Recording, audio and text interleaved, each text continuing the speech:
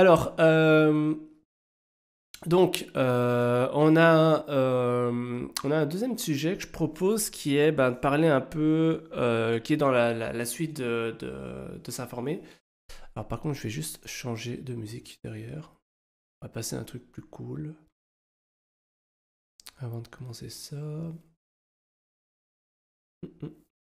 Qu'est-ce qui peut être pas mal?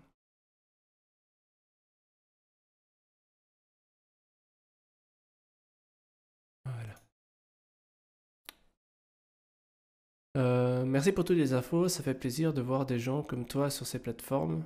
Mais on n'a pas fini le sujet câble.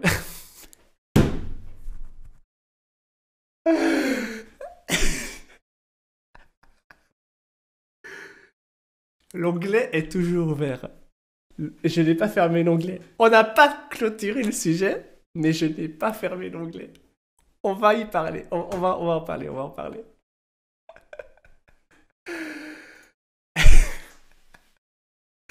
On n'a même pas commencé. Oh, vous êtes durs, les gars. On a déjà fait le sujet, c'est des projets. Quoi? Mais Nightbot, il déconne. You're on my naughty list. Stop spamming caps. Mais non. Mais y'a personne. Mais what? Mais je vais lui défoncer sa gueule, moi, ce bot. Attendez. Moi, je me suis dit, non, tranquille, il va prendre des caps, mais que les caps. Full caps, quoi. Pas genre, tu mets deux chars de caps dans ta phrase. Attendez. Nightbot. On va régler ça de suite. J'y crois pas, quoi. C'est quoi ce bot ici, dans le jeu? Ah, attends. C'est où? Spam protection. Hop, disable. Là, maintenant, no joke, il doit plus rien se passer. Attends, mais ça va, il y a personne qui a été. Attendez. Est-ce qu'on peut voir qu'est-ce qui se passe dans la modération? Comment ça marche? Modération. Non, c'est pas ça. On voit ça. Vidéo production, non. Role manager, activity. Non. Analyste. Non. Bon, je ne sais pas. Est-ce qu'il y a un truc style. Style.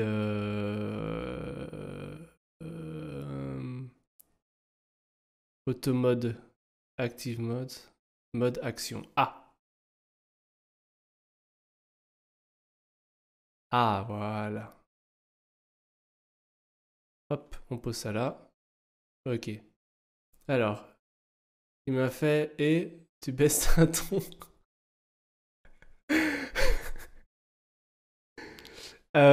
Qu'est-ce qu'il nous dit alors? Ah oui, t'as été timé. Ah, ça va pour 5 secondes. Ok. To mode level change. Ça va, ça devrait le faire. Ça va, on est bon? Test. Faites un test de caps. Genre spam et tout, ça donne quoi? C'est que tout le monde se fait ban. Ah, j'aurais le seum.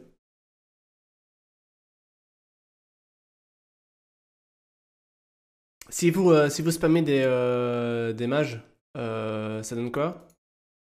Je ferai rien du tout. Ah, ça passe, c'est bien. Ça passe, ok, ça c'est bon. Donc les émotes, ça c'est bon. Ah, c'est bien ça. Ça va, on se fait pas ban, c'est bien. Bon, les bas de câble, on va retenir, ça fait tout péter, mais on sait toujours pas comment. Mais on va trouver, on va travailler sur le sujet, on va trouver. Ok, ça a l'air bon. Ça y est, vous foutez de bordel sur du. Ça, non, de choses. Alors, donc, le sujet, c'est CD Projekt Red qui s'est fait poutrer. Alors qu'est-ce qui s'est passé? Donc, le contexte, et on va regarder en même temps. Enfin, Enfin, putain, Eh mec, ça fait quand même 2 heures que tu live. On n'a même pas encore commencé les premiers sujets, quoi. Tu déconnes. Par contre, je dois y aller, mais super sympa ton live. J'ai la chef et bon week-end à tous. Merci d'être passé, mon cher ami Drago, et à la prochaine. Hâte de voir ton Discord en feu à cause des spams. Ah, ça va être chaud, ça va être chaud. Choose. Alors, donc, CD Projekt Red. Alors, qu'est-ce qu'on va faire? On va faire un truc. On va retourner sur ça. Hop, hop. Sur Twitter, parce que les bros, hein, Twitter, c'est la source de l'information. Ah, mais du coup, les anciens messages de Tennessee sont supprimés. Ah. Rip.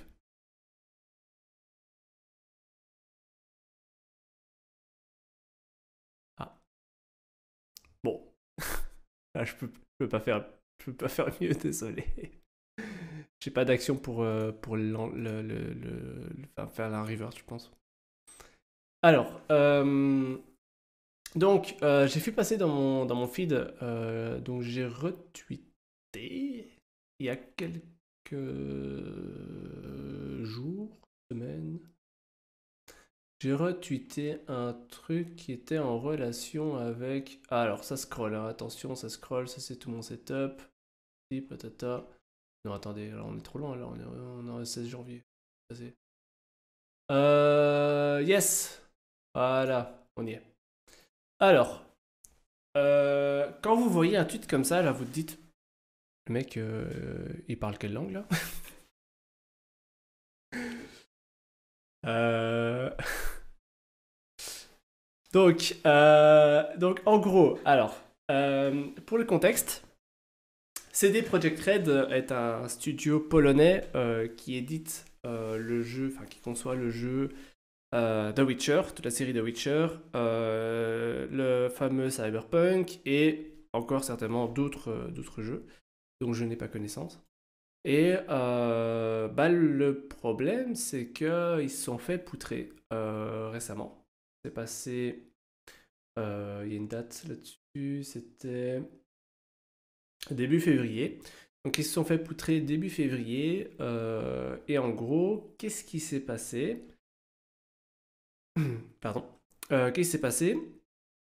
En gros, du jour au lendemain, ils sont fait ransommer et toutes leurs données ont été extraites. Notamment, il y a eu le code source du jeu Cyberpunk qui, en gros, il a été volé, tout simplement. Alors, qu'est-ce qui s'est passé? Quoi, quand, comment? On va un peu déchiffrer tout ça.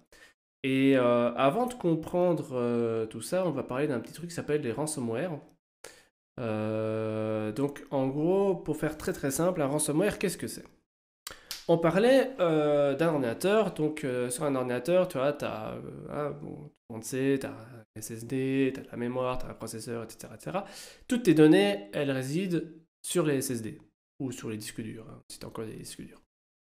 Donc, toutes les données résident sur les SSD et le problème, c'est que quand il y a un logiciel malveillant qui s'exécute sur ta machine et qui commence à chiffrer toutes tes données, c'est-à-dire qu'en fait, il va appliquer un algorithme. On parlait notamment crypto, hein, les gars. Crypto, on y est toujours. Donc, il va appliquer un algorithme qui va en faire en sorte que ton fichier, tu peux plus le lire. Donc, par exemple, admettons, tu as un fichier texte, il est chiffré. Tu veux ouvrir ton fichier texte, tu peux plus le lire en fait. Tu ne sais plus accéder au contenu du fichier. Voilà, ça c'est en gros le chiffrement d'un ransomware.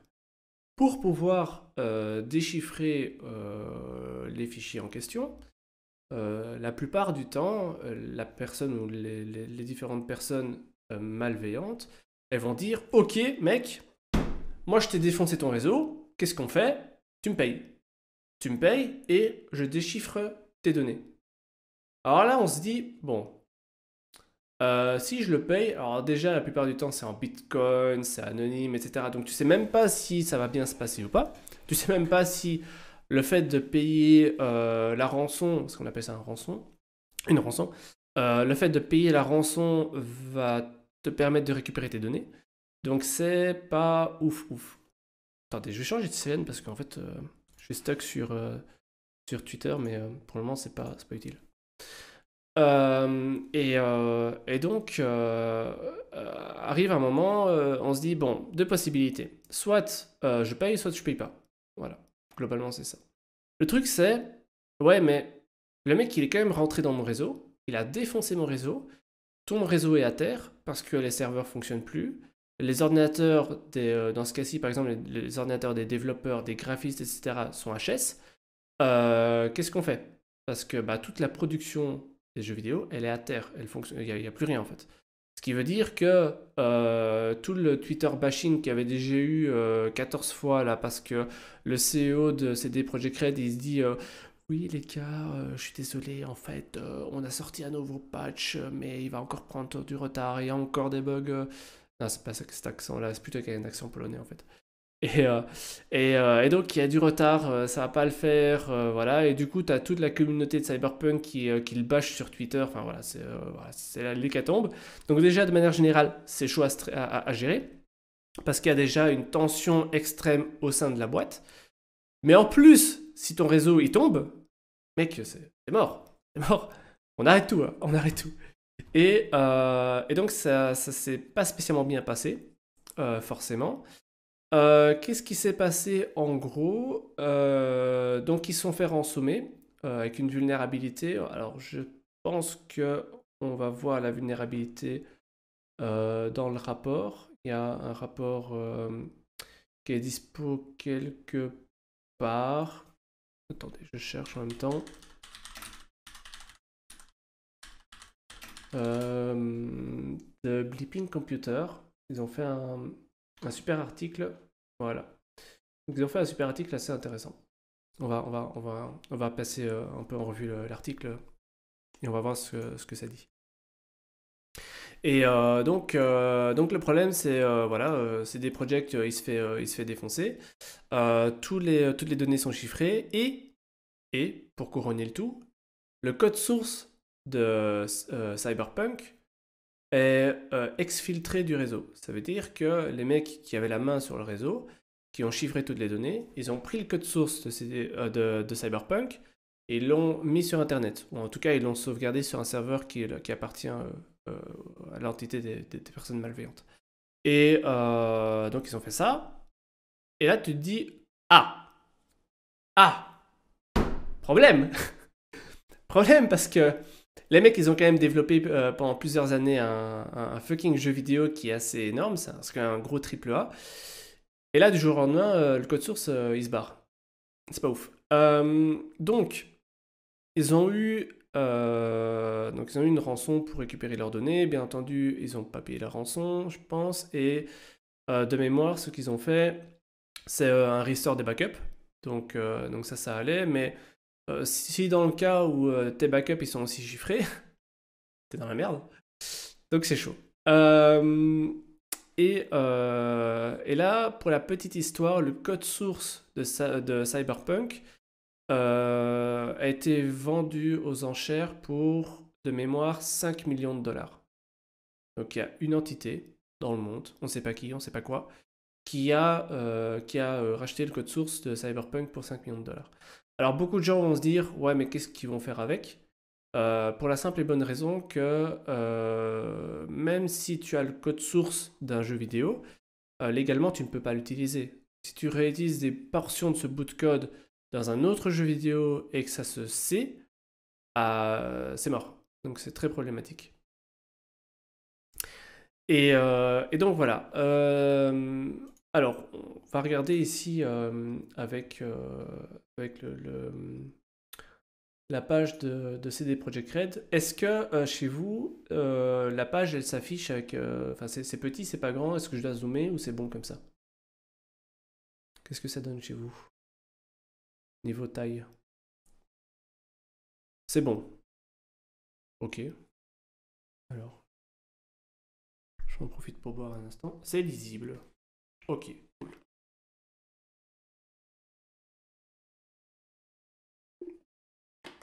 Top. Ok. Donc, en gros, ça dit quoi hein ça dit que bon, le studio CD Projekt Red qui est derrière Cyberpunk et The Witcher se sont fait rançon. Hein, voilà, globalement, c'est ça le truc. Le rançon en question, c'est un Hello Kitty. Alors, on parlait ici du Hello Kitty, hein, c'est ça. Donc, ça, c'est l'analyse du malware Hello Kitty. Alors là, on est là en mode putain, le mec, il est en train de balancer des screens de ouf. Ouais, en fait, bah oui, c'est le code source, hein, simplement. C'est le code source du malware. Et là, en gros, c'est les ransom notes. Hein. Tu vois, ici, bonjour, cher utilisateur. Hein, donc, vos fichiers ont été chiffrés. Qu'est-ce que ça signifie? Eh ben, le contenu de tous vos fichiers ont été modifiés sans clé spéciale. On en parlera juste après. Vous ne pouvez pas undo, comment est-ce qu'on dit ça en français, undo? Revert, tu ne peux pas annuler l'opération. Annuler l'opération. Voilà. Donc voilà. Comment avoir cette spéciale clé? Donc si tu veux l'avoir, tu dois payer forcément. C'est toujours le truc. Hein, tu payes la rançon. Et on va vous aider. Oui, ça va. Ça va. Donc, on va vous donner un programme spécial de déchiffrement et les instructions associées. Ok, alors, comment est-ce que vous payez? Alors, vous téléchargez... C'est ouf, hein, franchement, on en est là. C'est le mec, carrément, il te donne les instructions de comment payer correctement, quoi. Donc, ouais, attends, mais télécharge le browser Tor et tout. Tu vois, tu vas sur Google, tu peux le choper. Ensuite, tu ouvres le fichier... Le site qui est ce truc-là, donc c'est un Turnode, hein, qui est, enfin c'est un, ouais c'est, on appelle ça un Turnode. Je sais pas si on appelle ça un Turnode. C'est donc une URL Onion qui est donc sur réseau Tor. Et bah, en gros le but c'est tu vas avoir un site web qui s'affiche de l'autre côté et théoriquement les communications entre le site web et la personne qui fait la requête sont intraçables. Alors, ils ont fait une... Alors, hein, c'est bon, hein, ils ont fait une fac, je te jure. Ils sont sympas, ils te prennent par la main. C'est exactement ça, mais c'est ouf, hein. C'est vraiment ça. Dans le malware, hein, les mecs, ils font un malware, ils te font ça, c'est ouf. Et c'est comme ça pour tout, hein, maintenant. C'est vraiment ça. Et donc, tu as tout le code source. Alors, ça, je sais pas, j'ai pas regardé le code source. Ça te crée un process, etc. Je peux regarder ça plus en détail, mais ce n'est absolument pas le but d'aujourd'hui. Aujourd'hui, on va parler de qu'est-ce qui s'est passé globalement. Alors, il veut que tu payes correctement. Bah oui, clairement, c'est déjà bien en vrai. Il manque que le SAV. C'est tout à fait ça. C'est vraiment ça, c'est vraiment ça. Donc voilà, le petit Hello Kitty, on vient de voir un peu la gueule du code source qui a été découvert, blablabla. Donc, dans un statement officiel, hein, parce que forcément, ils ont fait un tweet par rapport à ça. Ils ont dit, les mecs, on est désolé, hein, on s'est fait défoncer. Voilà, ça c'est en gros la note faite pour la presse. Parce qu'il faut toujours faire une communication, hein, sinon, voilà. Et derrière, tu as le fameux fichier qui dit salut CD Projekt, vous avez été défoncé de manière spéciale, enfin spécifiquement, je sais pas comment est-ce qu'on pourrait... epically, pardon, j'avais lu specifically. Vous avez été défoncé de manière épique. On a dumpé toutes les copies de code source de Cyberpunk 2077 à Witcher 3 avec Gwent également. Et on a unreleased et de la version de Witcher 3 qui est unreleased. D'accord. Ah ouais, donc c'est encore un peu plus chaud. On a dumpé tous les documents relatifs à la partie... Alors, accounting, c'est tout ce qui est facturation. À de l'administration, le legal, HR, investor relation and more. Ça veut dire qu'en gros, tous les secrets de fabrication de CD Projekt Red ont été volés. C'est vraiment ça. C'est le jour, franchement, enfin, si vous êtes à la place du mec qui gère CD Projekt Red et que vous voyez ça, t'es pas bien. T'es en PLS, hein. Réellement, c'est énorme. C'est assez chaud ce qu'ils ont fait, exactement. C'est gros stress, grosse panique. Il faut s'imaginer que dans ce genre de situation, quand ça se passe, la société en question C'est tout le monde branle-bas de combat, on est tous sur le pont, on dort pas pendant 48 heures, 72 heures, voire plus. On reste dormir au bureau, c'est le stress constant, on n'a plus accès aux ordinateurs, on n'a plus accès aux mails, donc ça veut dire qu'on ne peut plus communiquer, on ne peut plus faire un échange, on ne peut plus faire de transfert de fichiers. Toute la documentation pour remettre en place l'IT qui est stockée sur les serveurs, qui est chiffrée, tu l'as pas. T'as pas de documentation, t'as plus rien en fait. Tu retournes à un monde archaïque. C'est vraiment ça, hein, c'est pas de la blague. Ça, c'est ouf. Et donc, en plus de ça, il découvre ce truc-là où il dit mec, on a volé le code source de tous tes jeux. Et là, ah. La musique confirme tout. Attends, c'était quoi comme musique? Ah, mais c'est une musique de Warcraft. Du coup, ils avaient prévu, c'est parce qu'ils n'ont pas payé la rançon qu'ils ont mis le code source aux enchères. Non, pas nécessairement. En fait, tu as trois phases. Au début, les rançons, c'était principalement, en fait, on chiffre tes données, parfois de manière aléatoire, et donc c'était facile de récupérer les données sans payer. Et soit tu payais, soit tu perdais tes données, et tu devais restore à partir de backup si tu en avais. Puis ça a un peu évolué, où en gros les mecs ont dit, on a chiffré tes données, on les a extraites, et si tu ne payes pas dans les 48 heures, on rend les informations publiques. Alors là, le mec, il est là, bon, coup de pression supplémentaire, forcément. Et maintenant, on est à un troisième stade où on n'est plus en mode, les mecs, on va release vos données. Là, on est à un stade maintenant, c'est, en fait, ce mec, voilà, on va mettre aux enchères. On met aux enchères, hein, c'est clair. Il y a d'autres sociétés qui sont intéressées. On va mettre aux enchères. Typiquement, il y avait des cas comme ça que j'ai vu sur des forums. C'était... attendez que je dise pas de conneries. C'était quelle société super connue? J'ai oublié. Un gros cabinet d'avocats. J'ai oublié. T'as des grosses sociétés de technologie qui ont la même chose. Enfin voilà, ça arrive. Et le problème, c'est qu'en fait, ce sont des informations qui sont tellement confidentielles et critiques que ça peut mettre à mal une société entière. Et ça dépend des cas, mais une bonne probabilité que tu fasses faillite les 6 prochains mois. C'est vraiment très très problématique. Donc ils avaient prévu... non, ok. Alors après, t'es pas sûr que les mecs respectent leurs paroles. Exactement, c'est tout le problème. Mais d'un autre côté, en fait, tu peux prendre le problème de deux manières différentes. Tu peux dire, le mec, je le connais pas. Si je lui donne de la thune, qu'est-ce qui me prouve qu'il va effectivement me rendre mon information et ne pas la release? D'un autre côté, c'est dans l'intérêt du mec qui a tes données en otage, c'est clairement de l'otage, qui a tes données en otage, de te rendre tes données. Parce que si ça se sait qu'il ne rend jamais les données alors que les gens y payent, il n'y a plus jamais personne qui va payer. Le mec, il va pas gagner sa vie.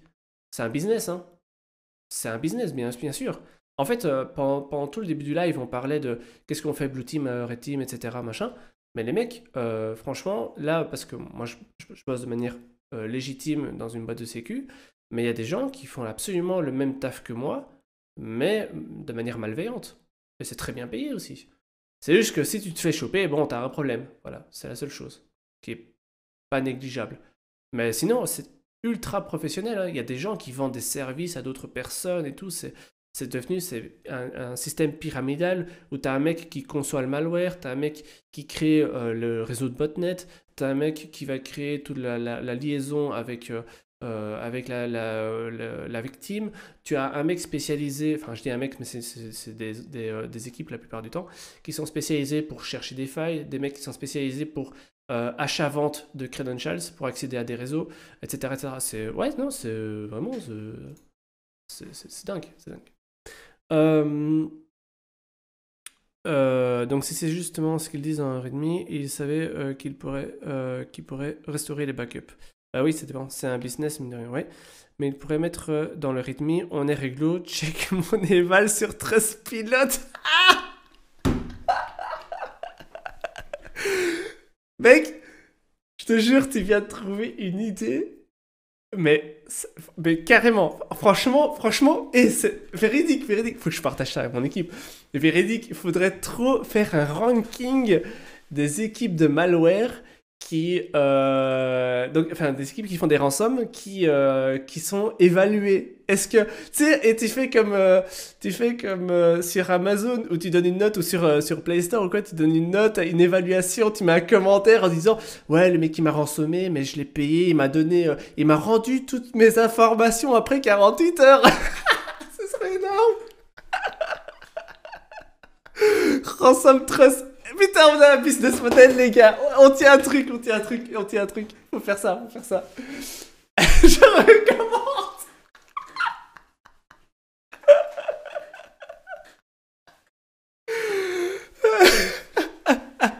Ransom sympa pour le contact.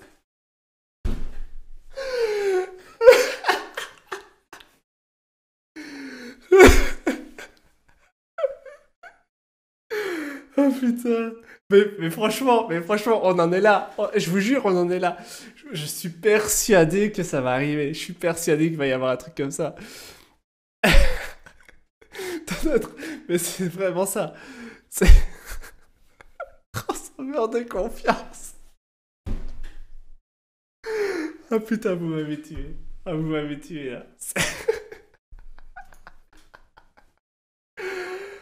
Ah putain. Ouais, donc c'est chaud. C'est vraiment ça, c'est chaud. Et donc, attendez. Donc là, à ce moment-là, ils ont pécho toutes les données. Il y a des gens bons sur Terre. Bah attends, toujours. Tous vos serveurs ont été chiffrés, hein, ça c'est le bordel. But we understand that you cannot likely recover from backups. Ah, donc apparemment ils ont aussi des informations qu'ils peuvent pas recover depuis les backups. Ça c'est très moche. Ça c'est vraiment très moche. Et donc, avec abonnement pour plus de qualité. Oh putain, le business model. Ah.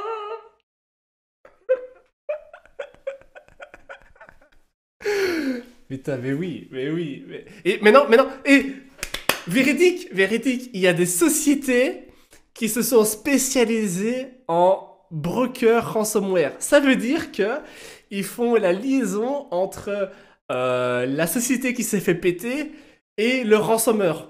Véridique, il y a des gens, c'est des brokers, donc son but c'est de parler avec les deux entités, il fait l'échange entre les données et la thune. Ça existe, c'est pas de la blague, ça existe, je vous jure. Je vous jure, c'est énorme, c'est énorme. Et c'est professionnalisé à mort. Il faut savoir que le premier ransom, il date de plus de 20 ans. Hein. Ça fait 23 ans que le premier ransom existe. Donc ouais, c'est énorme. C'est un intermédiaire, c'est vraiment ça, ouais. Je veux voir ça.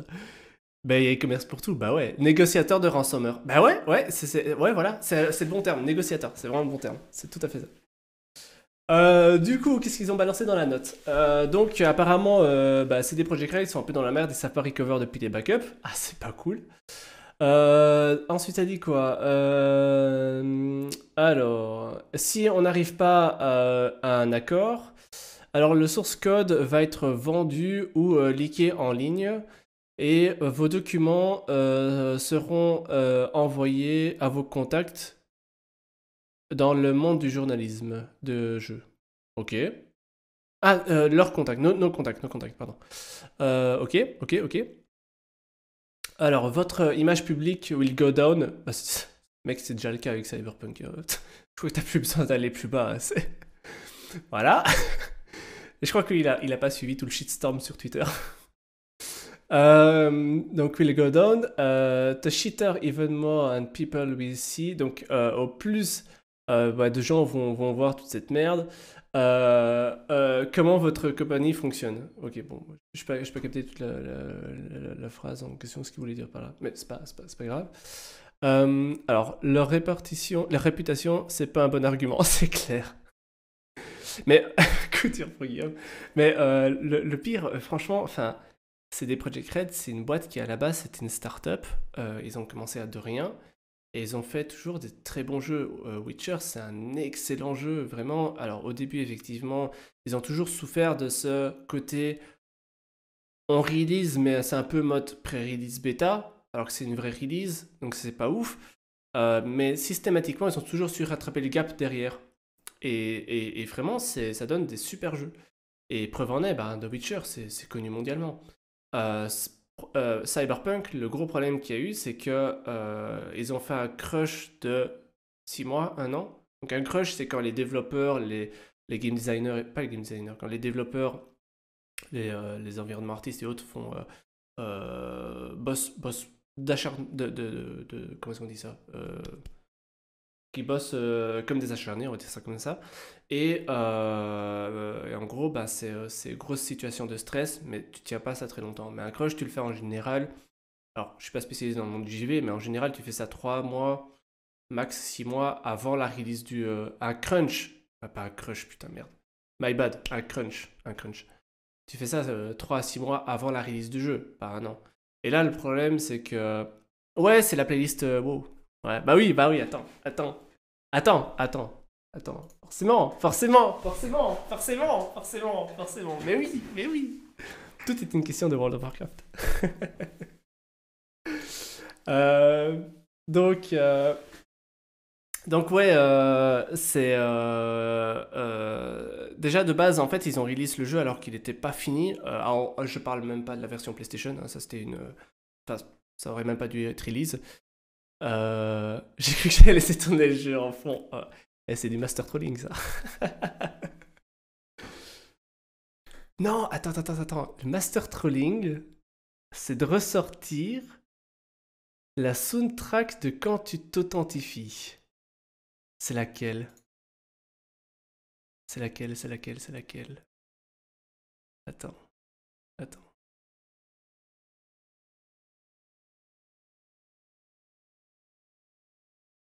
Ah là! Bon, maintenant ils ont changé avec les différentes versions, donc t'as plus ça, je pense.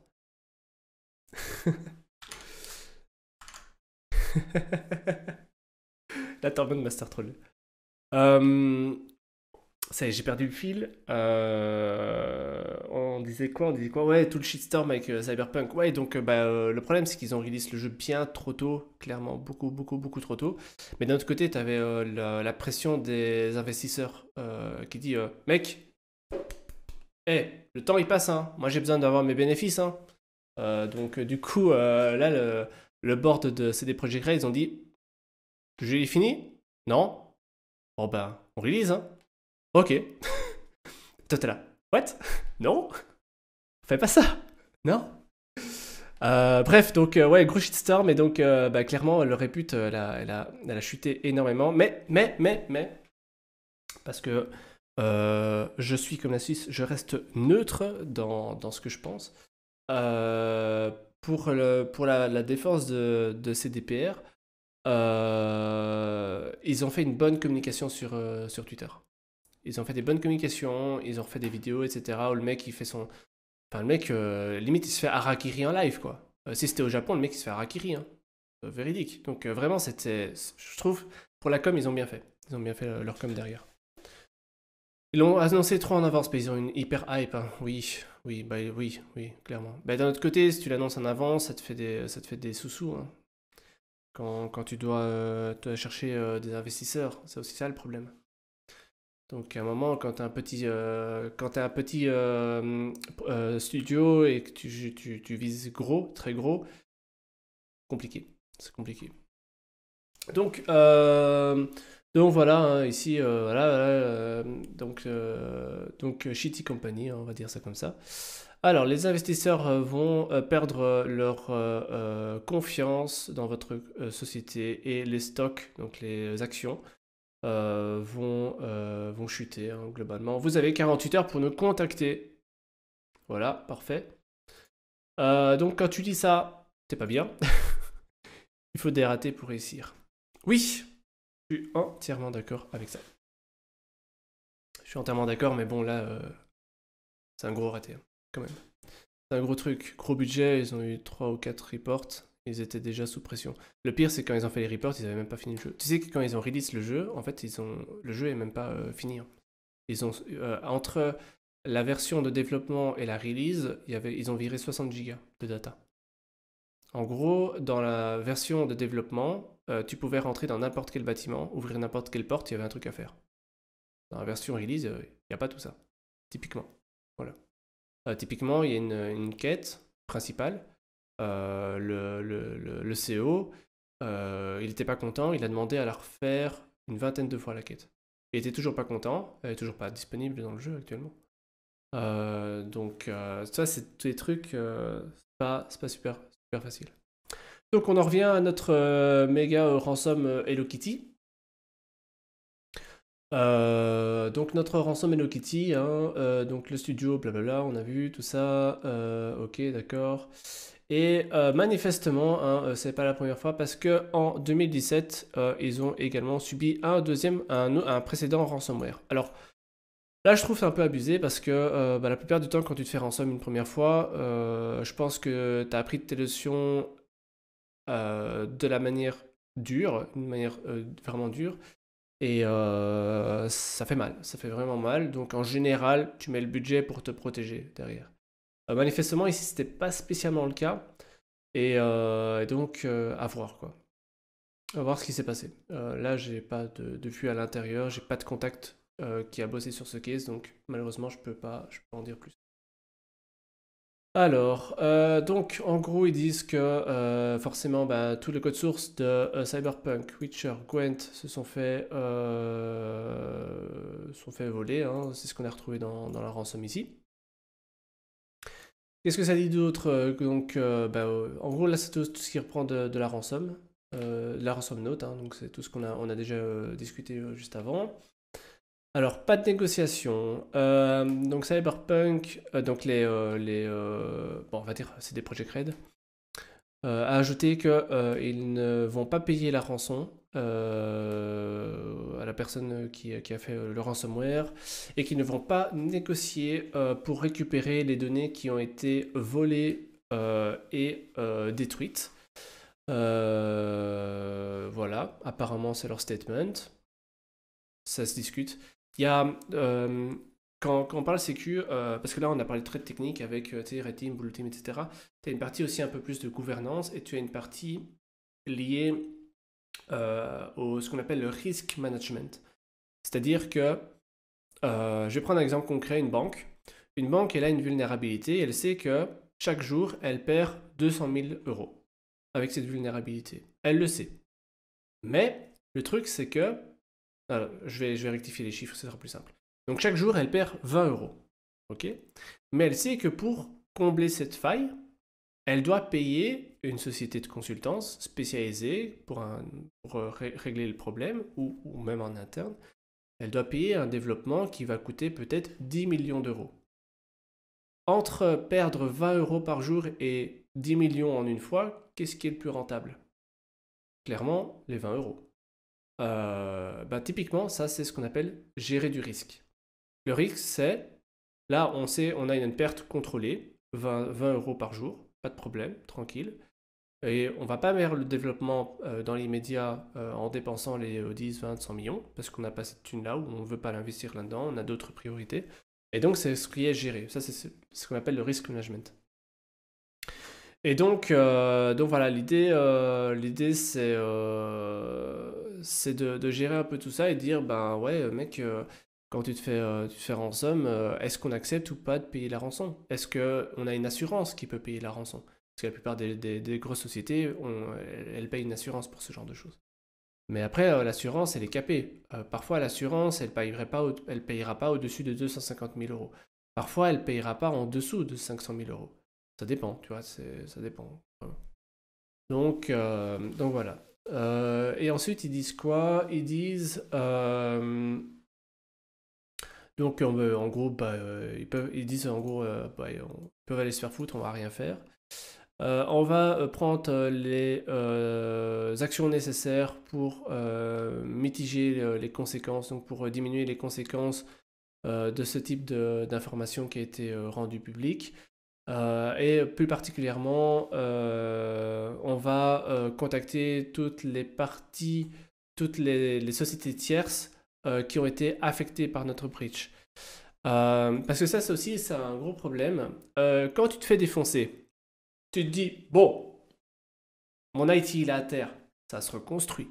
Admettons, on perd de l'argent. Admettons, c'est pas trop grave.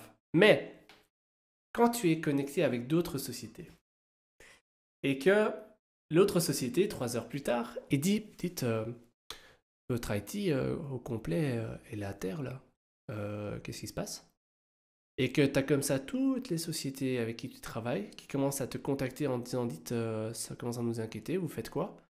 Tu vois, t'avais le niveau de pression de base, t'avais le niveau de pression avec la ransom note, et là t'as le niveau de pression qui explose le plafond parce qu'en plus t'as tous tes partenaires qui sont en mode mec, on va te défoncer la gueule. Donc c'est un peu chaud. Voilà, donc ça se passe comme ça. Et puis, qu'est-ce qu'il va y avoir suite à ça? Les partenaires, ils vont se dire, mec, tu t'es fait défoncer, est-ce que moi aussi je me suis fait défoncer? Et donc ça veut dire que tu as commencé à payer des sociétés spécialisées d'investigation, qui font du forensic par exemple, ou du DEFIR, ce qu'on appelle, et qui vont analyser ce qui se passe sur le réseau principal de, par exemple, de CD Projekt Red, et qui va éventuellement devoir analyser tous les autres partenaires. Mais tu imagines la tonne de thunes que ça représente, c'est réellement, réellement, réellement chaud. Alors, l'assurance ne paye pas, ne paye que si le ransomware a 4 étoiles ou plus sur Ransom Trust.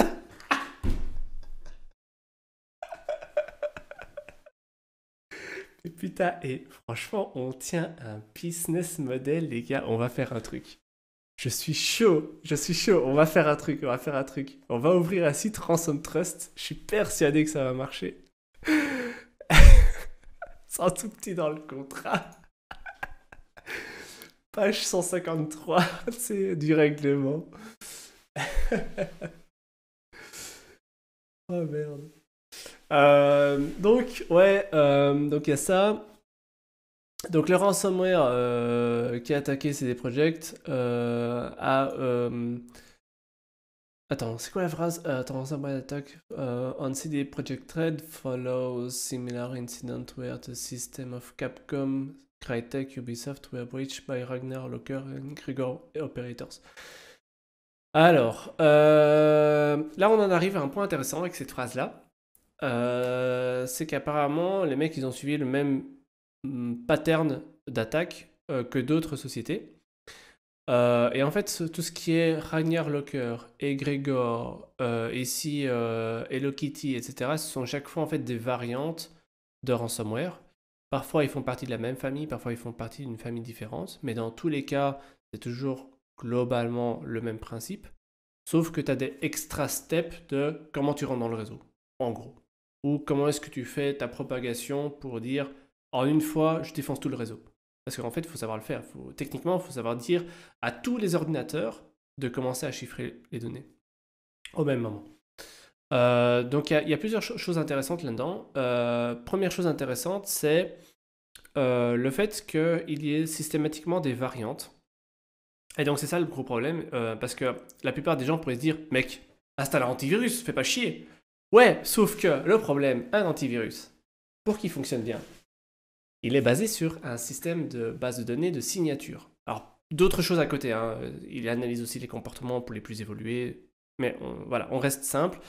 Dans la base, c'est une signature d'un virus, d'un malware.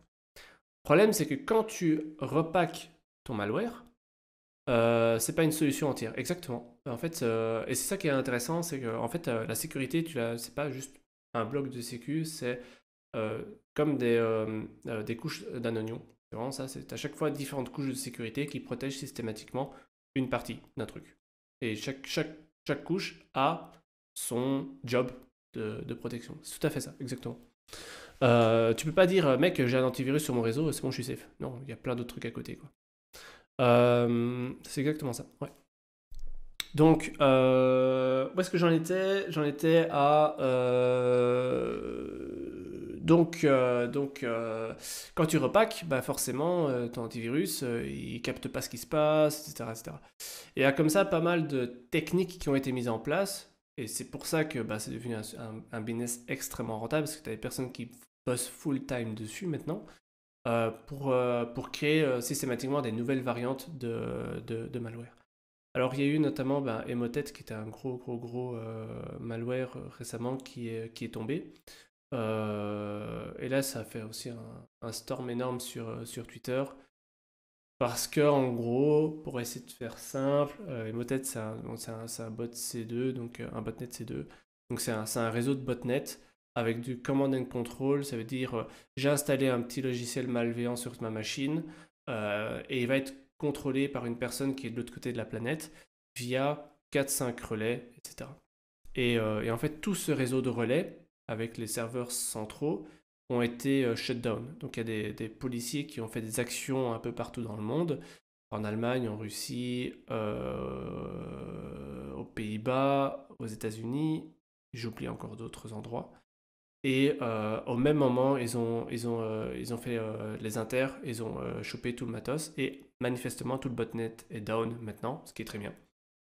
Donc voilà, mais lui il tombe, il y en a un autre à côté qui reprend le relais, hein, faut pas croire. C'est tellement rentable en fait de faire ça qu'il y a toujours un candidat dispo sur le marché. Et donc Egregor et Ragnar sont comme ça des ransoms qui font à peu près le même taf. Il y avait un autre truc que je voulais dire, je ne sais même plus quoi. Ça c'est la loose. Je sais plus ce que je voulais dire. Ça y est, voilà. C'est la merde. Je sais plus ce que je voulais dire. Oui. Donc maintenant, voilà. Là, on sait ce qui s'est passé dans le réseau. On sait qui a fait ça. Enfin, qui a fait ça. Oui, globalement, on sait qui a fait ça et on sait qu'est-ce qui a fait ça. Donc, quel est le ransomware. Mais on ne sait toujours pas comment ils sont rentrés. Le coût de l'audit pour savoir si tes partenaires, ont été hack ou non. Le coût, il est inconnu. On ne sait pas. On n'a pas cette information. Hein, ça reste secret la plupart du temps. Donc ces informations sont clairement pas publiques. Donc ça, et même si j'avais l'information, je pourrais, que j'ai eu via un lien, un lien interne, on va dire ça comme ça, je pourrais pas la partager. Ouais. Et donc, il reste encore un point intéressant à savoir, c'est comment ils sont rentrés dans le réseau. Alors là, ici, on n'a pas l'info, malheureusement. Mais la plupart du temps, tu as vraiment, je dirais, deux cas concrets. Alors je vais re-switcher de scène parce que... hop, c'est fini. Donc concrètement, alors attends, on ne sait pas comment est fait le réseau, ni comment le ransom est entré. Pièce jointe, lien foireux, en hard, via social engineering. Ah bah voilà, OMG vient de me devancer, c'est exactement ça. Donc le truc, c'est qu'on ne sait pas comment ils sont rentrés dans le réseau. En fait, il y a plusieurs possibilités. Tu as les fameuses vulnérabilités qui sont très connues et exploitées. En ce moment même, tu as une vulnérabilité sur Exchange, qui est un serveur mail de Microsoft, qui est globalement installé dans toutes les boîtes. Hein, voilà, qu'on se le dise comme ça. Et tu as une vulnérabilité qui permet d'exécuter du code à distance, de récupérer les mails de toutes les personnes, toutes les mailbox, sans authentification. Voilà, c'est une vulnérabilité qui a été découverte cette semaine. Et tu as ce qu'on appelle des threat actors, hein, donc les personnes malveillantes, donc des groupes de personnes malveillantes sur Internet, notamment ici une équipe chinoise qui est en train de un peu défoncer tout le monde. Hein. Donc tu imagines la planète, hein, la planète elle est comme ça, faut bien imaginer. La planète elle est comme ça, et en gros t'as tout le monde qui est en train de se défoncer la gueule les uns sur les autres. En gros c'est ça quoi, t'as la moitié d'Internet qui scanne et qui défonce l'autre moitié, et t'as l'autre moitié d'Internet qui est en train de se faire défoncer, qui est en PLS et qui veut se protéger. Voilà, là on en est là. Là actuellement c'est ce qui se passe. Donc c'est... Voilà, il y a matière à bosser dans le domaine, je pense.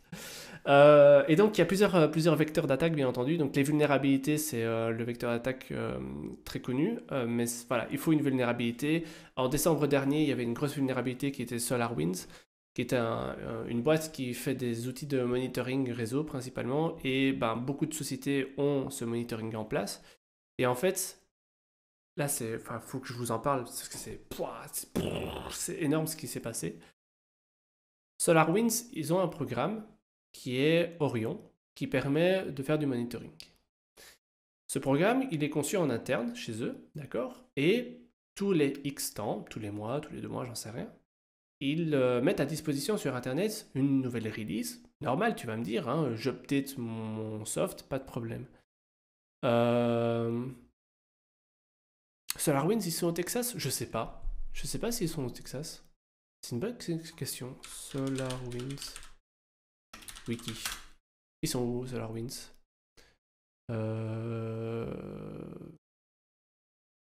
Ouais, à Austin, au Texas. Nice, bien vu.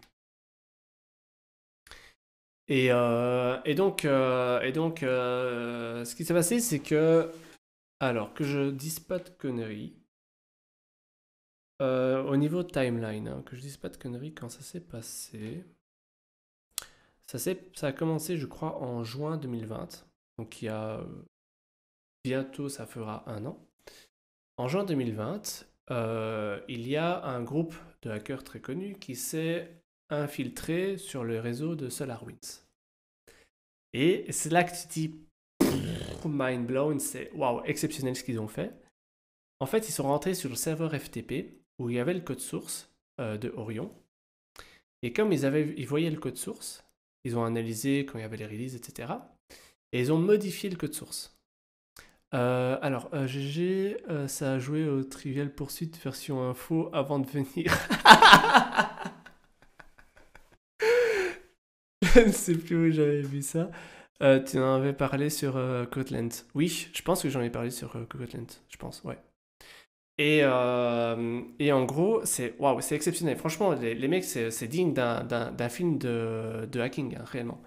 Donc les mecs, ils sont introduits sur le serveur FTP, qui est un serveur d'échange de fichiers. Hein. FTP, c'est des trucs tout con. Le mot de passe, je déconne pas. Le mot de passe, c'était SolarWinds 123. C'était le fucking mot de passe où il y a le code source de l'application, les mecs. SolarWinds, hein, grosse boîte internationale. Hein, on est en 2020. SolarWinds 1, 2, 3. Voilà, je pose ça là. Hein, ok. C'est mieux que Password 1, 2, 3. Il y a une putain d'évolution, c'est clair. Là, il y a grosse évolution, quoi. Donc les mecs, ils ont fait... forcément, ils ont chopé le mot de passe assez facilement. Hein. Ils sont rentrés dans le serveur FTP et ils ont commencé par observer le comportement de SolarWinds. Les fréquences d'update, comment est-ce qu'ils le font, patati patata. Et au moment, j'ai envie de me tirer une balle. Bah pourquoi? Bah non, c'est pas à toi de tirer une balle, c'est à SolarWinds à se tirer une balle. Ceux qui ont foutu la merde dans le monde entier, tu vas voir, ça va être excellent. La suite de l'histoire, elle est excellente. Et donc les mecs, ce qu'ils ont fait, c'est qu'ils ont modifié une DLL. Donc une DLL, c'est une librairie hein, c'est un fichier .dll que vous devez certainement tous connaître, qui se trouve dans Orion. Et cette DLL, ils ont rajouté une backdoor. Donc en fait, quand le mec il installe la mise à jour de Orion chez lui, donc il télécharge le .msi, .exe, n'importe quoi, il l'installe sur son serveur, hein, il fait la mise à jour, et il est très content hein, parce que voilà, il a fini sa journée, tranquille et tout. Et ben, en fait, il vient d'installer une backdoor. La backdoor, qu'est-ce qu'elle fait? Tu as un petit process qui va contacter un serveur distant et qui va dire « Je suis alive, je suis vivant, tu peux m'envoyer une commande, je vais l'exécuter sur le serveur. » Ça, c'est la backdoor en question. C'est un accès à distance, c'est ça.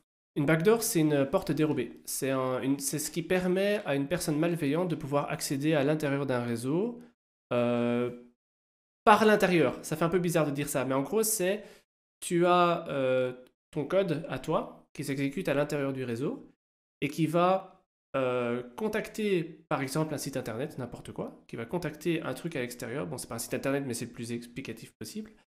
Et il va lire ce qui se trouve sur le site internet et il va, en lisant ça, il va le récupérer.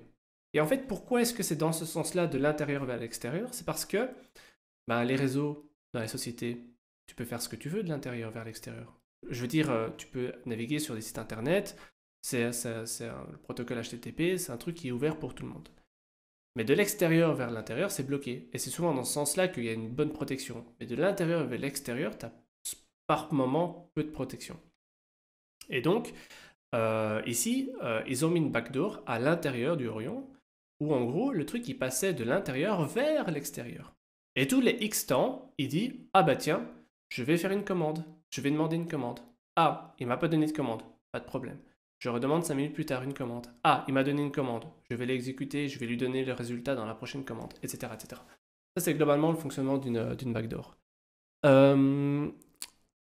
Alors, là j'ai envie de... hein, et c'est un tool de monitoring de sécu. Ouais, c'est ça, ça monitor de la sécu. Ouais, c'est ça, c'est ça, c'est ça. Ouais, c'est tout à fait ça, c'est les gars. Voilà, c'est ça, c'est... Ouais. Et vous allez voir, la suite de l'histoire, elle est encore plus ouf. Donc ça, c'est l'accès à la distance. Attends, accès à distance, ouais. C'est quoi une backdoor sans ça? Ok. Tu as un accès au passage secret que pour toi. Globalement, c'est ça. Globalement, c'est ça. Et donc, on continue la petite histoire. Donc, j'en suis où? J'en suis... Attendez, je vais quand même boire parce que je suis déshydraté à force de parler.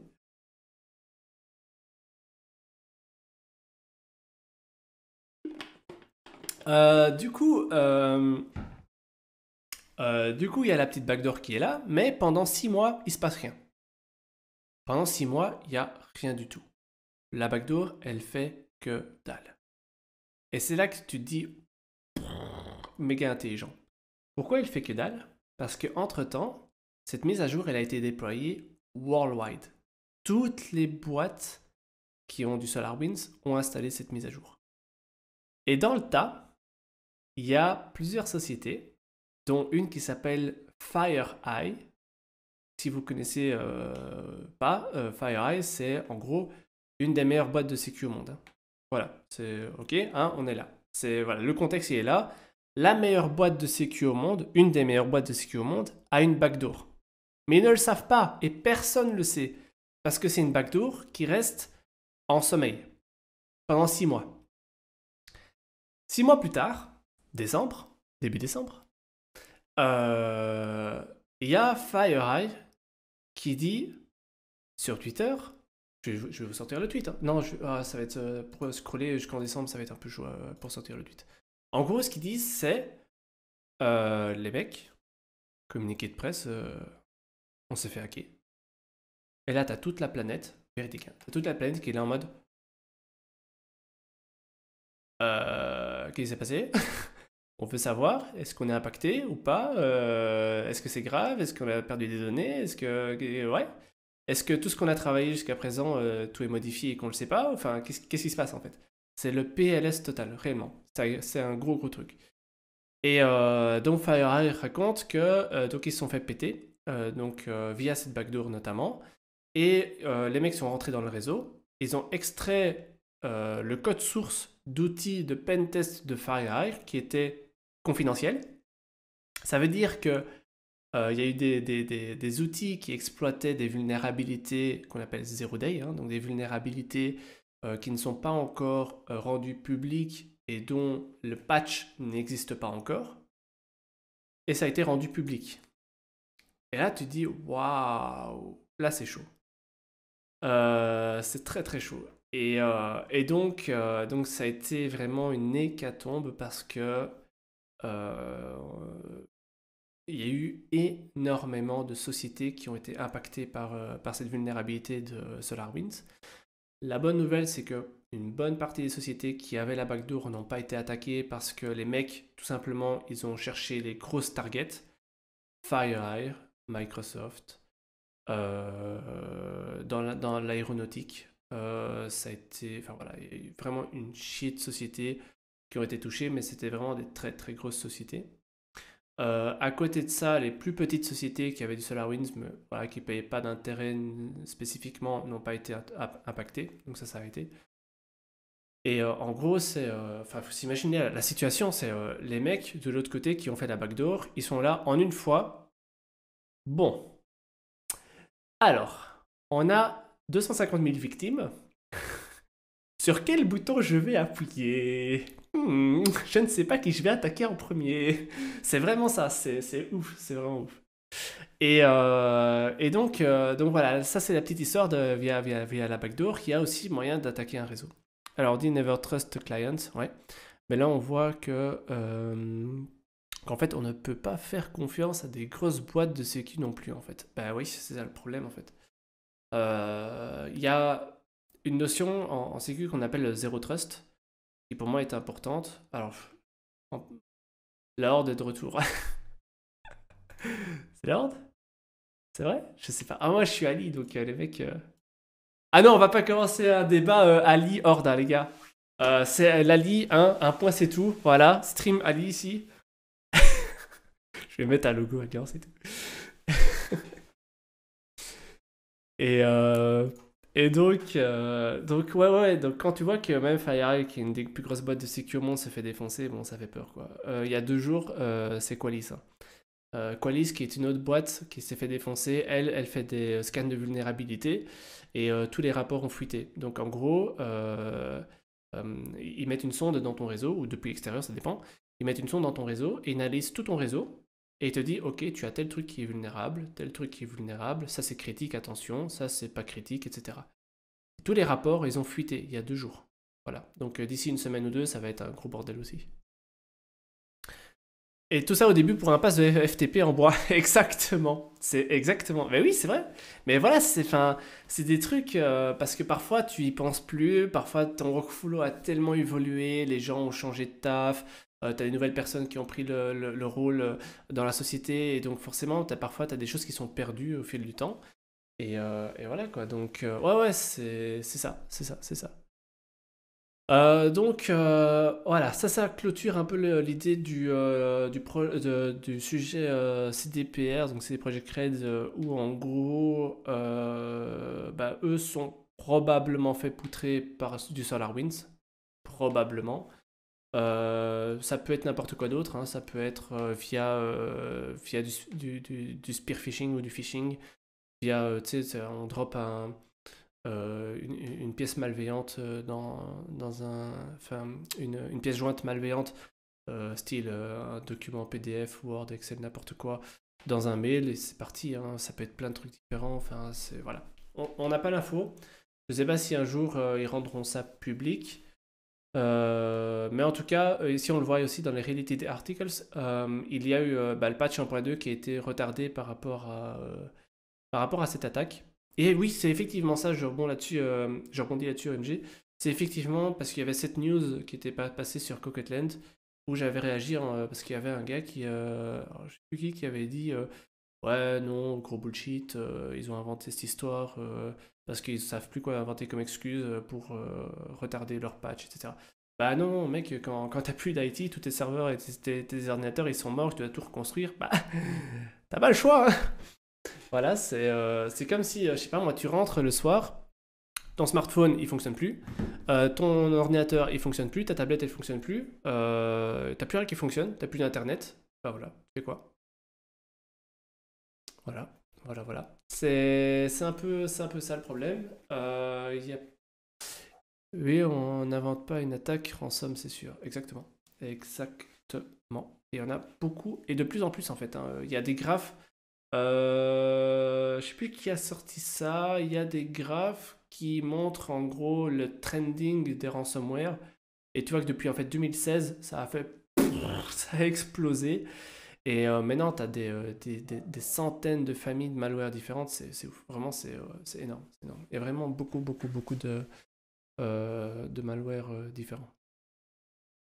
Donc voilà, ça clôture, je dirais, le sujet CD Projekt Red. Voilà. Est-ce que vous avez appris des choses? Qu'est-ce que vous en avez pensé de ce sujet? Petit sondage. Qu'est-ce que vous en pensez tout? J'avais vu une émission, il cible les TPE, donc les toutes petites entreprises, et les PME, donc les petites et les moyennes entreprises. En rançon aussi, des boîtes coulent à cause de ça. Ben ouais, c'est ça le problème. Parce que eux, ils savent pas se payer les backups.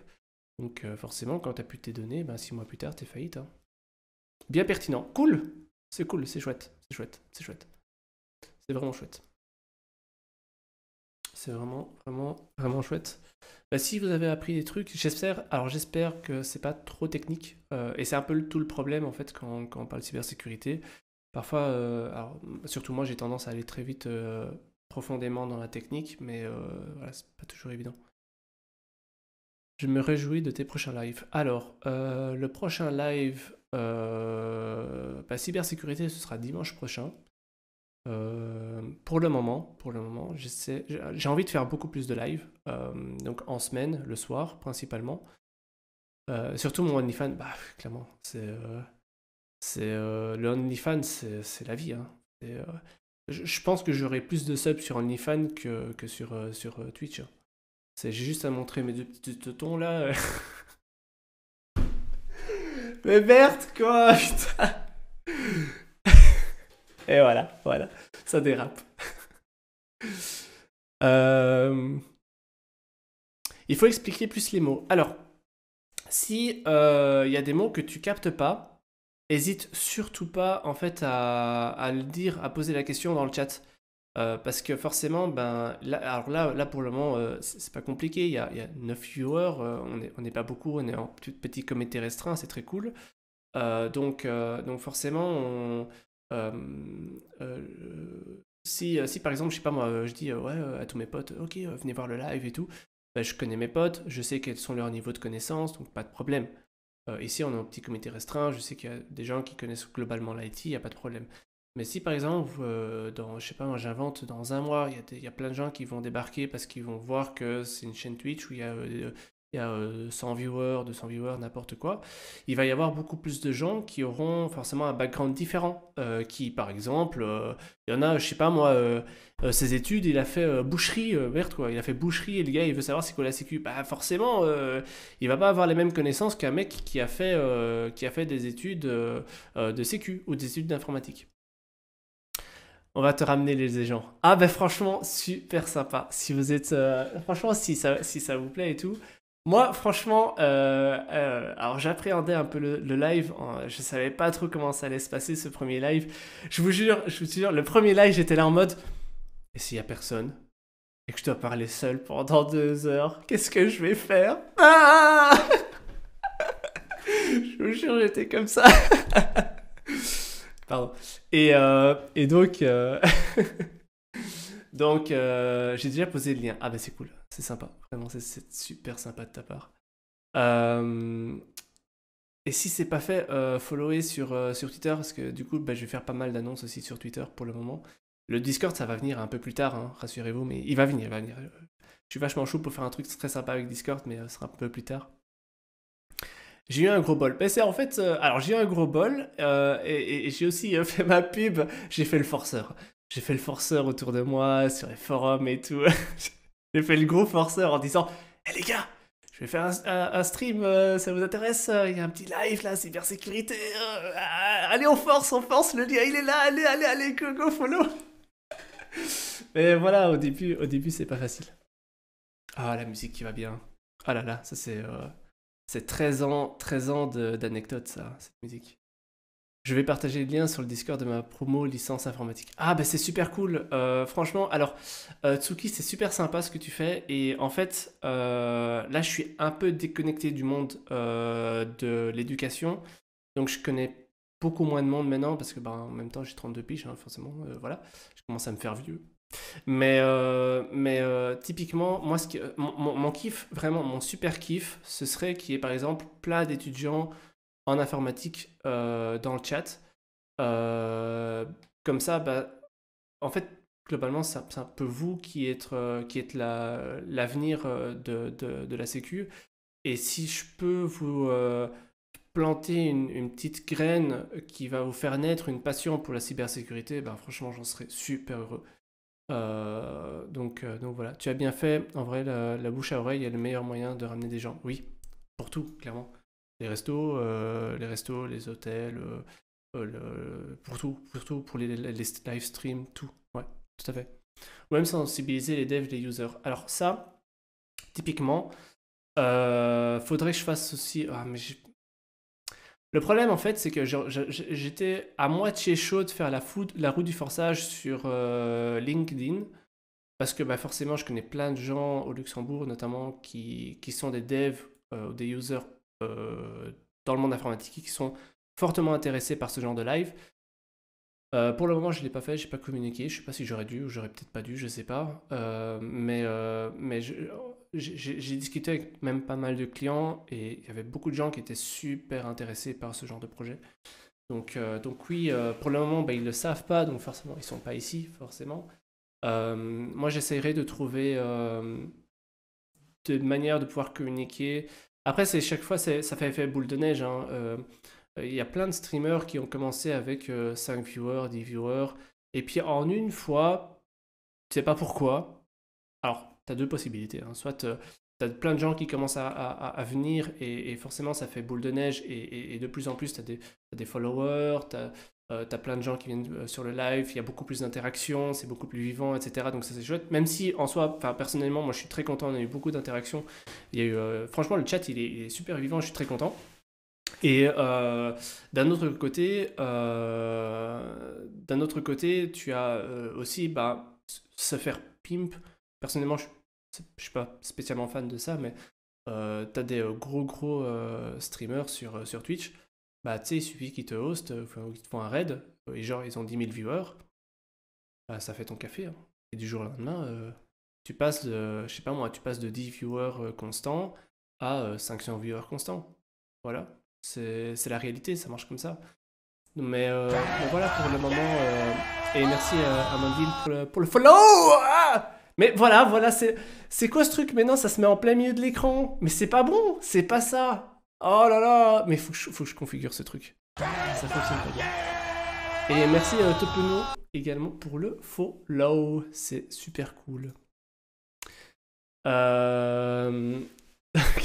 Attendez, je reprends le chat. J'en étais où? Euh, euh, Donc je pense que faire un lien avec des livres, sites que tu recommandes pourrait être bien. Oui. Oui, je vais noter ça. Je vais noter ça. Je vais noter ça. Alors j'ouvre un notepad en live. Et je vais mettre ça. Je vais sauver ça dans Twitch. Je vais mettre.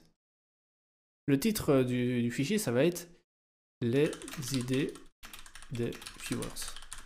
Bam, .txt. Et voilà. Alors, dans les idées des viewers, on a la doc. Attends, un lien ou une liste. Liste.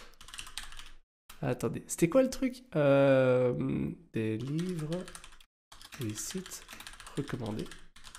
Ah ouais, ça c'est une super idée ça. Et alors l'idée en fait c'est que je vais faire des commandes dans le chat. Et comme ça je mets ça dans Nightbot. Et comme ça, ben, tu sais, genre tu tapes, je sais pas moi, j'invente. Alors pour le moment ça va pas fonctionner, hein, mais tu tapes, je sais pas moi, info, ou tu tapes job, ou tu tapes n'importe quoi. Et automatiquement il va te donner un petit truc que j'aurais préféré. Par rapport à ça, ça peut être sympa. Alors, attends, il y avait... Donc, t'inquiète, on va faire de la pub grâce à Ransom Trust. Alors, la deuxième idée, c'est Ransom Trust. Je te jure, on va faire un truc avec ça. On va faire un truc. Ça va être énorme. Même pas en .md, tu me déçois. Eh, attends, je suis sur Notepad. Même pas Notepad++. Là, j'ai ouvert le vieux truc tout pourri. Mais ça en bullet point. C'était déjà ça. Ok. Alors, ce que je vous propose, parce que là, ça fait 3 heures que je live non-stop, je vais faire une pause. Et vous allez voir, je vous jure, moi j'ai fait toutes les scènes et tout. J'ai bossé comme un taré pour faire un super live. Alors, comme tu veux, je te présente ta chaîne sur le Discord. Comment tu veux que je te présente ta chaîne sur le Discord? Eh bah écoute, tu dis c'est le live à suivre, hein. Voilà, voilà, s'il y a un mec à suivre sur Twitch, c'est Disnome. Voilà. J'en sais rien. Je sais pas. Non, tu peux dire ça. Écoute, tous les dimanches, pour le moment fixe, à partir de midi, c'est un live dédié à la cybersécurité. Ça, c'est sûr et certain. Ça c'est vraiment, voilà, ça c'est mon objectif court terme. Ça c'est, voilà, parce qu'il y a tellement de choses que j'ai envie de partager avec vous et que certainement vous pourrez partager aussi avec moi. Et enfin voilà, on va faire vraiment un truc interactif, ça va être vraiment sympa. Donc ça c'est le but. Donc ça c'est le live le dimanche. Et alors, ben, je réfléchis à faire des lives le soir. Ça pourrait être sympa. Mais alors, ce serait des lives beaucoup plus chill. Parce que là, tu vois, par exemple, là, je parle depuis 3 heures, non-stop. C'est aussi quelque chose qui me pompe de l'énergie, forcément. C'est pour ça que je vais faire une pause dans 5 minutes. Mais typiquement, après une journée de taf, mon cerveau, il est mort. Donc, si en plus, je fais un live de genre 3 heures de nouveau où je parle non-stop, ça va être très difficile, je trouverai pas mes mots, je vais perdre très rapidement le fil de mes idées, etc. Donc c'est pas ouf, c'est pas quali, et je veux pas faire un live qui est pas quali en fait. Bah, clairement, ouais, c'est normal. Donc si je fais des lives en semaine, ce sera plus orienté gaming, clairement, parce que bah, voilà, on est sur Twitch, hein, les gars. Donc Twitch, c'est aussi le gaming. Et moi, j'ai une grosse passion pour les jeux vidéo, bah, notamment World of Warcraft. Et alors, en ce moment, je joue aussi à Cold War Zombie, qui est un mode assez sympa, c'est très chill, je trouve. Où t'es avec tes potes et bah, tu exploses des zombies en fait. Voilà, c'est no brain, no prise de tête. Voilà, tu t'exploses tout le monde et tu t'amuses pendant des heures et des heures. Donc, si ça vous intéresse, je peux aussi faire des lives plus orientés gaming la semaine. Et alors, on fait un live vraiment orienté cybersécu le dimanche. Si ça vous intéresse, on peut faire un format comme ça. Ça peut être bien. Moi je suis chaud. Et donc voilà. À voir ce que la commu pense, hein. Parce que finalement, le live, je le fais bah, en partie pour moi parce que j'avais envie de partager tout ça, toutes mes expériences et tout avec les gens. Et puis bah, je le fais aussi pour vous, pour tous les viewers, pour toute la communauté, parce que bah, ça vous permet d'avoir finalement bah, quelqu'un sur Twitch qui parle un peu de sécu, parce que bah, globalement, si j'ai bien compris, je suis un peu le seul à faire ça. Il y a très peu de streamers qui font du stream de cybersécurité. Donc voilà, ça peut être cool. Mon lien Discord. Ton Discord, ok. Ok, ça roule. Euh, donc, alors attends, je reprends un peu le au-dessus. Donc, alors je host Ransom Trust si tu veux, tu vois pour le juridique. Mais franchement, alors je sais pas comment on va faire ça, mais franchement, on va y réfléchir. Sincèrement, on va y réfléchir. Je suis sûr qu'il y a un truc à faire. Je suis sûr qu'il y a un truc à faire. Alors, le site en live, faut faire ça en live. Bah, typiquement, tu vois, les CTF, ça me branche. Si un jour, bah, prochainement, je crois qu'il y a un CTF, si je me chauffe à faire le CTF le soir, ou peut-être un samedi, je sais pas, à voir, je peux faire un live. Mais là, le problème, c'est que j'ai peur de me faire striker par Twitch. Et là, si je me fais ban de Twitch, bah, c'est pas cool. Donc, faudrait peut-être que je relance une deuxième fois le support de Twitch pour qu'ils me disent oui, effectivement, tu peux faire ton CTF, ou non, mec, surtout pas. Que je sache ce que je peux réellement faire. Donc, pour le moment, ce qui est safe, bah, là, on parle cybersécurité et trucs publics, donc là, il n'y a aucun problème. Je suis sûr et certain qu'il n'y a pas de problème. Le gaming, clairement, bah, là, voilà, c'est prévu pour, hein, donc ça, il n'y a pas de souci. Donc, ces deux trucs-là, on peut faire. Et puis, ben, le reste, à voir. À voir. Alors, le GitHub de Disnome qui va réunir les recos, livres, les tuteurs, la follow, les outils qu'on verra. Alors, j'ai un GitHub. Pour le moment, je ne l'ai pas linké. Il est pas. Enfin, oui, techniquement, il est public, mais c'est mon repo professionnel. C'est pas mon repo du stream. Donc, je vais ouvrir certainement un nouveau repo pour le stream. Et je mettrai des trucs dedans. Ouais, c'est une bonne idée, ça. C'est une bonne idée de faire un repo. Enfin, un compte, je parlais de compte, hein, avec des repos dedans. Et donc, un repo qui pourrait être, par exemple, les bons liens. Les bons liens de trucs et astuces. Ouais, c'est une super idée, ça. C'est une super idée. On pourrait faire un truc comme ça. Je note. Ah, ça y est, j'ai déjà perdu mon notepad.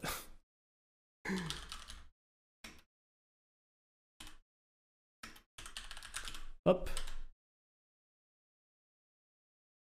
Ah, nice. C'est sympa, Tsuki. Merci pour la pub. Un boss of the sock. Ouais. Bah pour le moment, effectivement, je suis plus en mode blue team. Donc un boss of the sock, ça pourrait être vraiment pas mal. J'ai fait récemment un CTF. Alors, CTF vite fait, hein, mais c'était très sympa. J'ai trouvé l'idée ultra sympa. C'était un CTF Blue Team orienté sur... Ah, comment est-ce qu'on peut dire ça? Sur une investigation dans Elasticsearch. Donc tu avais un ELK, et avec ton Kibana. Et dans ton Kibana, tu avais des events qui étaient pré-pop à un certain moment, une certaine timeline, et il y avait en gros tout un malware qui s'était développé avec une communication, avec un command control, etc. etc. bref. Et pour rester dans le simple, pour que tout le monde puisse capter, le truc c'est un outil de monitoring. Donc il va en fait faire de la corrélation, il va dire hey, attends, dans le réseau j'ai vu ça, mais en même temps j'ai vu ça et j'ai vu ça aussi. Mais les trois événements ensemble, ça veut dire qu'il y a un mec qui a fait telle action. Ah, ok, d'accord. Alors je prends une décision et je vais faire telle chose. Bah voilà, c'est ce genre de choses en fait. Et ils ont fait donc c'était en fait une conférence en ligne, hein, une conférence de sécu en ligne, et en préambule de la conférence, ils ont fait un petit CTF pendant 3 heures. Un petit truc comme ça pendant 3 heures, c'était très rapide, hein, c'était vraiment short terme. Donc moi j'y connaissais que dalle en Kibana, donc je me suis fait niquer forcément. Pendant les 3 heures, j'étais là en mode, alors, on va chercher sur Google comment est-ce qu'on fait telle action. J'étais là, oh merde. Mais après, ce qui est bien, c'est qu'ils ont laissé le CTF live le soir et jusqu'au lendemain. Et donc le soir, j'ai pu encore continuer un peu à faire le CTF et j'étais très loin et j'étais là, mais c'est génial ce truc. Donc ça m'a permis d'apprendre beaucoup de choses et je pense qu'effectivement, partager ce genre de live sur Twitch, ça peut être aussi super sympa, mais encore une fois, c'est compliqué de trouver le juste milieu entre ce qui est, par exemple, comment dirais-je, ce qui est technique, où tu es en mode deep dive, mais où les trois quarts des gens vont rien capter. C'est pas le but non plus, c'est pas cool. Enfin, sinon, tu fais vraiment juste des vidéos YouTube dédiées à ça. Et un truc trop généraliste où les gens ils vont dire ouais, c'est toujours la même chose, c'est trop généraliste, c'est pas ouf. Donc, il faut arriver à trouver un juste milieu entre les deux. Donc, c'est pour ça, aujourd'hui, je me suis dit, allez, on va se chauffer, on va parler de sujets assez généralistes qui permettent en même temps d'avoir une petite parenthèse technique derrière. Typiquement, ben, tout ce qui est s'informer, le hack de CD Projekt, et puis on va parler après la pause de Immunity Canva, notamment, et puis éventuellement d'autres trucs à côté. Et donc l'idée c'est d'arriver à trouver un juste milieu entre ouais c'est un peu technique mais ça va j'arrive à suivre ou alors les gens qui justement ne captent pas peuvent poser des questions et je vous encourage bien entendu à poser les questions dans le chat s'il y a un truc que vous captez pas, genre le mec il dit ah vient de parler C2 c'est quoi? Ah c'est l'acronyme de C et C parce qu'il y a deux C en fait et C et C c'est quoi? Ah c'est un command and control. Un command and control, c'est quoi? C'est un centre qui va permettre d'envoyer des commandes et de contrôler un bot. Ah, ok, etc., etc., etc. Et alors, s'il faut encore simplifier ou vulgariser encore plus, bah, je peux le faire, il n'y a vraiment aucun problème. Mais moi, mon but, c'est vraiment que les gens puissent capter de quoi je parle, en fait. Et voilà.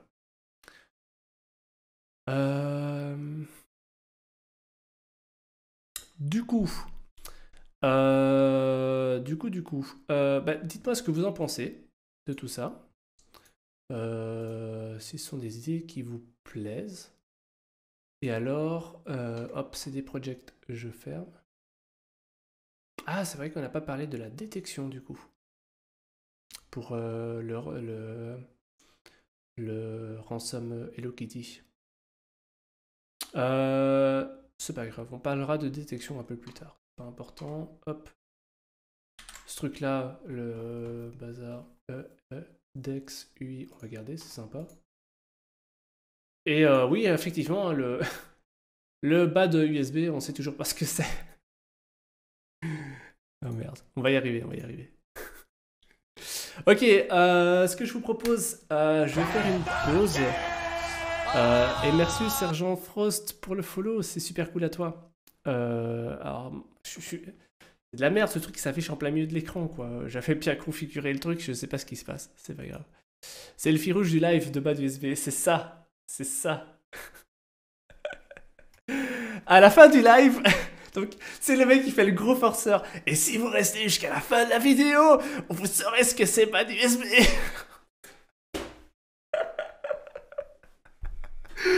Ah putain, le gros forceur quoi. Non, non, non, non, non, non. Franchement, alors, véridique, véridique, ce que je vais faire. Je vais faire une pause parce que là, j'ai la dalle. Donc je vais manger, je vais voir, je vais un peu me reposer parce que 3 heures bientôt et demie de live non-stop. Merci, merci, merci d'avance. Ça fait beaucoup. Et on se retrouve genre dans 10 minutes. Un truc comme ça, 10 minutes, ça me paraît bien. Ça me permettra en même temps de regarder un peu plus en détail la partie bas du USB là, que je lise un peu plus le truc pour voir de quoi ça parle. Et si je trouve finalement de quoi ça parle, on en parlera peut-être. Sinon, bah, on parlera de Unity Canva, qu'est-ce qui s'est passé, qu'est-ce que c'est, etc. Et voilà. Alors, prends ta pause à toutes, yes. Et à la fin, il n'y a pas le temps. Et vous le saurez au prochain live. Bah oui, ça se passe comme ça. C'est exactement ça. C'est oh, on est arrivé à la fin du live. Eh ben, ce sera pour le prochain épisode. Putain, le mec, l'horreur quoi. Ça fait trop la scène sur Dragon Ball où le mec il fait son Kamehameha pendant 4 épisodes. T'es là, mais merde, s'il te plaît, finis ton action quoi. Oh putain. Alors malheureusement, je ne pourrai pas continuer. Le travail m'appelle et je n'aurai pas ce que c'est bas du USB. Merde. Au prochain live, je serai